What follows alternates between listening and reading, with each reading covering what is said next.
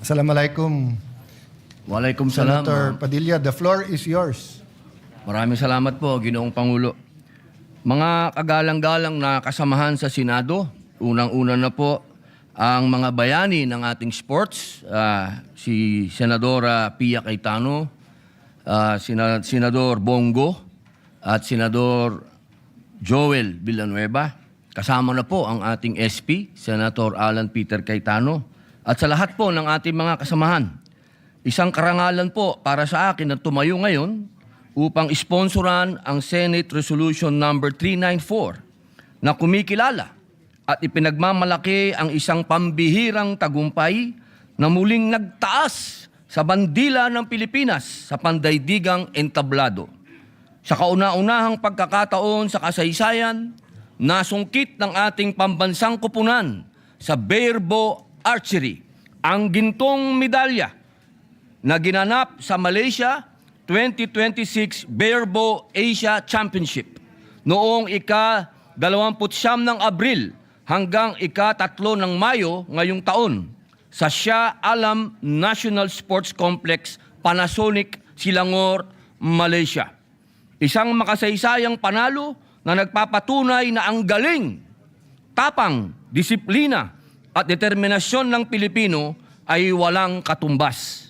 Pinangunahan po ito ng ating mga magigiting na Pilipina archers na sina Maria Razel Richilda Padilla Abella, Josephine Galisano, Rowena Galisano, at Isabel Narangila. Sa kabila ng matinding laban, ipinakita nila ang pambihirang husay at tibay ng loob. Mula sa semifinals kung saan tinalo nila ang Thailand sa end score na 6-2 hanggang sa nakakapanabik na finals sa host country na Malaysia. Hindi sila natinag. Nakuha ng Malaysia ang unang set, 43-42, na nakapagbigay sa kanila ng 2-0 lead. Tumugon naman ng Pilipinas sa ikalawang set na natapos sa tie round score na 49-49 at score na 3-1. Sumiklab ang galing ng mga Pilipina sa ikatlong set at nagdala ng 51-45 na panalo upang mapantay ang set score na 3-3. Nanatiling dikit ang laban matapos ang ikaapat na set sa score na 48-48. Dahilan upang manatiling tabla ang laban sa 4-4. Panoorin po natin ang video.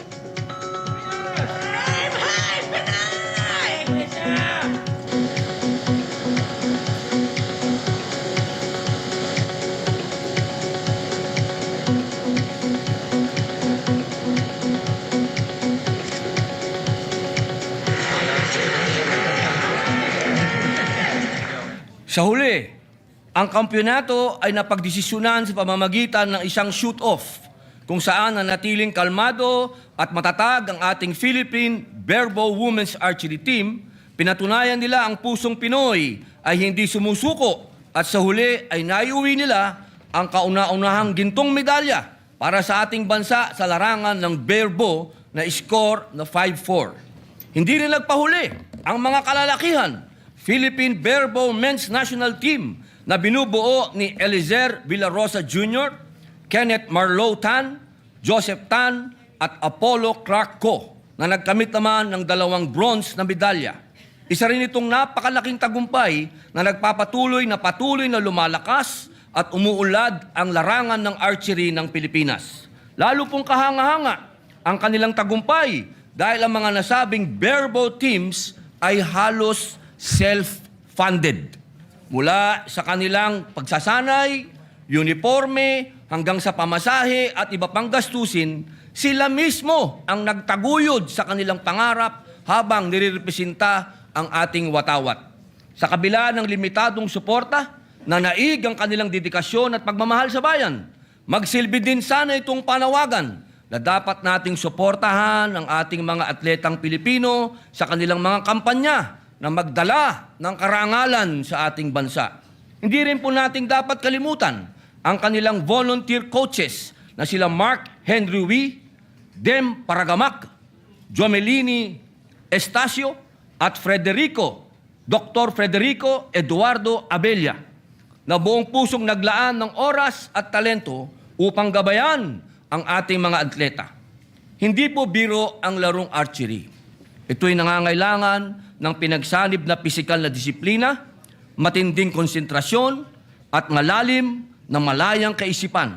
Ang tagumpay na ito ay kwento ng sakripisyo, pagkakaisa at walang sawang paniniwala sa kakayahan ng Pilipino. Ito ay paalala na kapag pinagsama ang talento, sipag at pagmamahal sa bayan, walang imposible. Kaya naman po, buong pinagmamalaki kong sinusulong sa bulwagang ito ang pagkilala sa ating mga pambansang bayani sa larangan ng bare bow archery. Naway magsilbi silang inspirasyon sa bawat Pilipino na mangarap ng mataas, magsumikap ng buong puso at ipaglaban ang ating watawat saan mang panig ng mundo. Ika nga ng isang pamosong archer na si Ron Laclaire, archery is like a journey. It begins with a love for shooting, a bow, and a passion for watching our arrows fly. Mabuhay po ang ating atletang Pilipino. Mabuhay ang Pilipinas. Senator Padilla, thank you for that very action-filled speech. Would you want to tell their names again so that they can stand up one by one and be recognized? No? So we're not allowed to applaud, but we applaud you in our hearts as you stand up and be recognized. Pinakikilala ko po sa inyo ang ating mga kababaihan na gold. Ito po ang tunay na Robin Hood sa pamilya namin. Maria Razel Rechilda Padilla Abella. Agreeable nga ito. Josephine Galiscano. Rowena Galicano. At Isabel Narangila.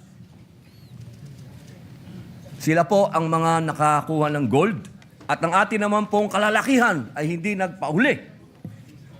Si Ginoong Elezer Villarosa Jr., Kenneth Marlow Tan, Joseph Tan, at Apollo Clark Co. Sila naman po ay nakakuha ng bronze, mahal na Pangulo. Thank you very much. And you unite us. Our athletes and sports unite the Filipino nation. So thank you for your service.